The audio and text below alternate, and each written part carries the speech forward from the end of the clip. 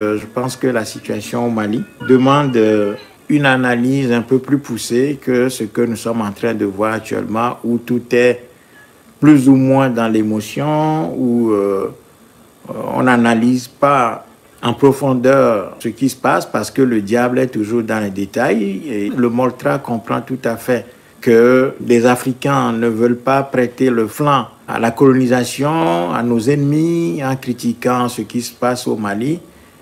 Mais je ne pense pas que ce soit la bonne position, ce soit la bonne attitude. Je pense que si on veut rendre service au Mali et à ce qui se passe là-bas, nous devons avoir un regard lucide et critique sur ce qui se passe. On ne peut pas être dans l'adoration pure et simple de ce qui est en train d'être fait au Mali.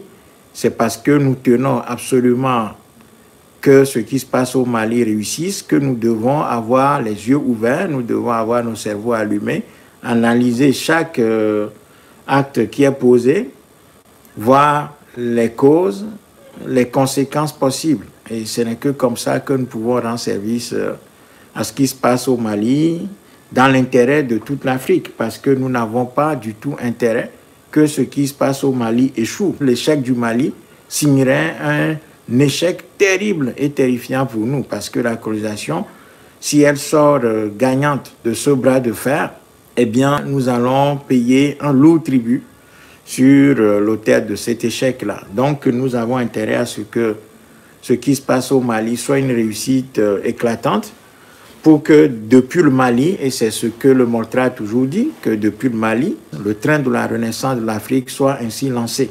Pour ça, nous devons faire preuve de lucidité, nous devons faire preuve d'esprit critique, pas esprit de critique, et dire nos points de désaccord avec nos frères et sœurs maliens. Nous devons les pousser à l'excellence au lieu d'être dans une sorte d'adoration qui ne va pas leur rendre service et ne va pas du tout rendre service à l'Afrique. Donc il faut avoir un regard critique sur ce qui se passe au Mali, parce que c'est comme ça que nous allons aider les autorités maliennes à voir les failles, parce que parfois, quand on est au front, on n'arrive pas à avoir une vue large de la situation. Et quand on avance, eh bien, parfois, on néglige un certain nombre d'aspects. Et c'est notre rôle d'être la sentinelle qui prévient, qui alerte, qui critique, qui dit ce que vous êtes en train de faire de tel ou tel côté, ça risque de nous porter préjudice. Nous devons jouer ce rôle-là. Et ce rôle de sentinelle est très important. Si nous faillissons, si nous n'assumons pas ce rôle de sentinelle, eh bien, nous allons encourager les autorités maliennes à continuer dans cette voie, ce qui peut se révéler périlleux et dangereux pour nous à la longue.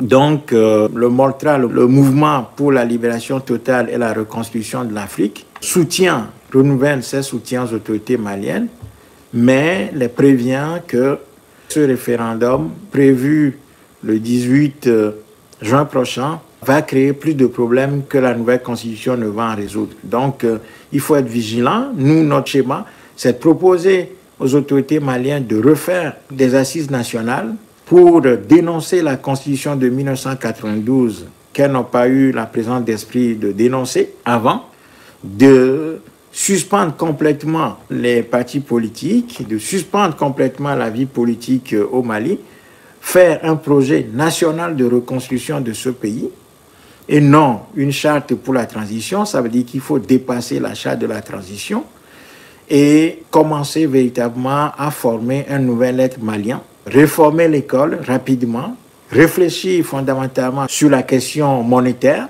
l'économie, la défense. Nous proposons que, étant donné que le Mali n'est plus seul dans cette voie, de faire un travail de fond avec nos frères et sœurs du Burkina Faso et de la Guinée, en tout cas essayer de renforcer une coopération entre ces trois pays, définir une politique commune, monétaire, économique, éducative et agricole.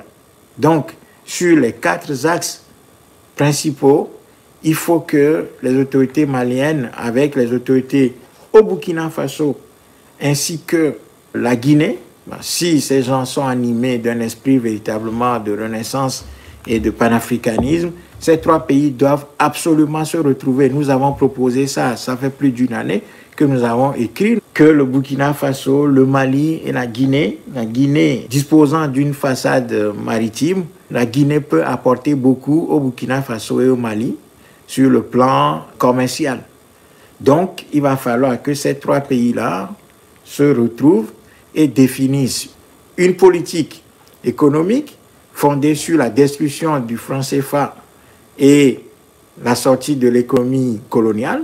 Deuxièmement, définir une politique éducative entre ces trois pays, donc refonte de l'école coloniale.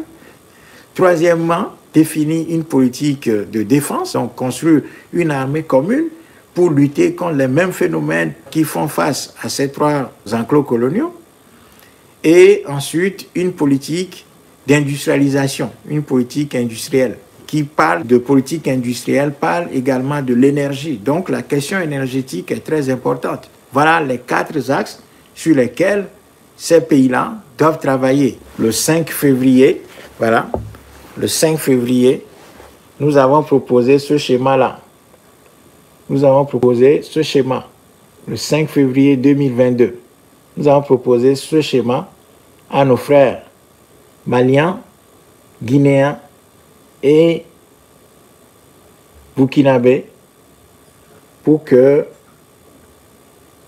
ces trois pays puissent commencer la reconstruction et la renaissance du continent africain. Voilà.